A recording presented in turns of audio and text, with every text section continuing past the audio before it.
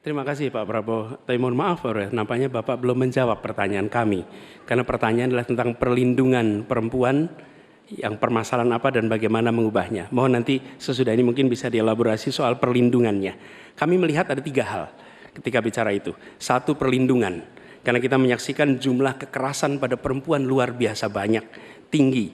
Catatannya ada 3,2 juta kasus selama 8 tahun terakhir ini. Itu yang tercatat, itu yang terlaporkan. Pak Anies kurang tegas membicarakan masalah kekerasan terhadap perempuan dan perlindungan. Oh, kita harus tegakkan hukum. Dalam perlindungan masalah-masalah itu kita tegakkan hukum.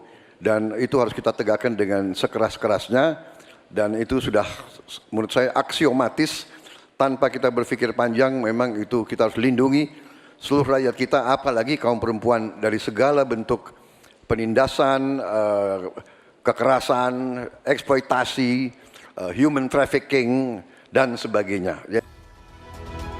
Baik, sebelum kita mulai ke para narasumber kita untuk menjawab tadi mengenai perlindungan perempuan, saya minta semangatnya dulu untuk pendukung masing-masing paslon yang ada di studio ini. Tepuk tangan. Pendukung paslon nomor urut 1. Pendukung paslon nomor urut 2. Pendukung paslon nomor urut 3. Oke, kita mulai tadi soal perlindungan perempuan. Saya ke Mbak Sarah dulu. Pak Prabowo katakan penegakan hukum yang katakanlah seadil-adilnya. Bagaimana? Ya, di dalam visi misi program kami itu pun juga sudah ada di dalamnya, yaitu memperkuat perlindungan perempuan dan anak serta memperkuat penegakan hukumnya. Juga bicara tentang anggaran untuk penegakan hukum tersebut. Sekali lagi bahwa ini pernah saya sampaikan di forum aktivis-aktivis perempuan. Waktu itu saya berperan sebagai Ketua Presidium Kaukus Perempuan Politik Indonesia. Dan juga saya adalah Ketua Jaringan Nasional Anti Tindak Pidana Perdagangan Orang. Kami selalu mengedepankan dan tahu bahwa ini harus disepakati lintas.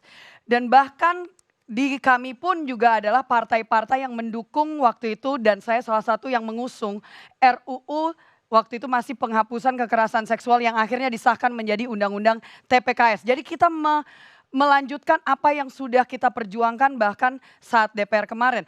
Justru mohon maaf, kami harus menanyakan kepada Pak Anies. Pak Anies sepertinya harus cek kepada partai-partai yang adalah pendukung beliau yang waktu itu kita yang berjuang untuk undang-undang tersebut tahu partai mana saja yang sebenarnya menolak dan menghalangi untuk undang-undang tersebut untuk bisa disahkan. Baik. Jadi ini mari kita buka bahwa memang kalau kita bicara tentang penegakan hukum harus juga didukung dengan kebijakan, bukan hanya undang-undang tapi juga anggaran, dan itu akan kita lakukan. Baik, Mas Iqbal silakan.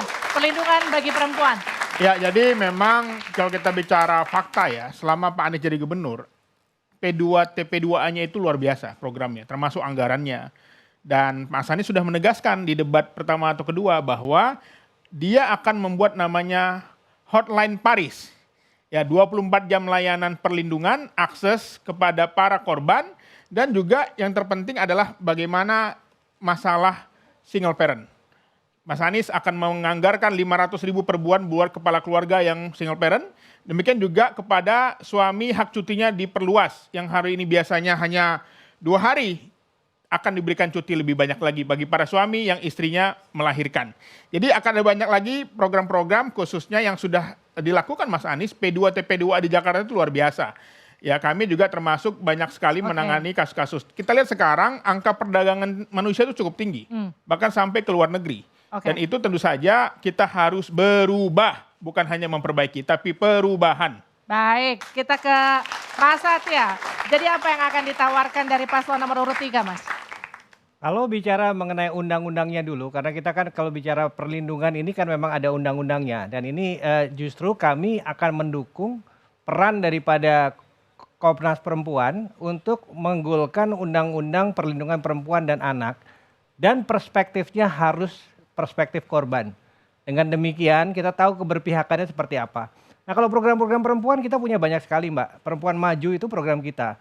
Dan kita bicara mengenai tidak hanya memberikan fasilitas yang memang dibutuhkan, tetapi juga kita memberdayakan perempuan untuk masuk dunia kerja dengan posisi yang setara.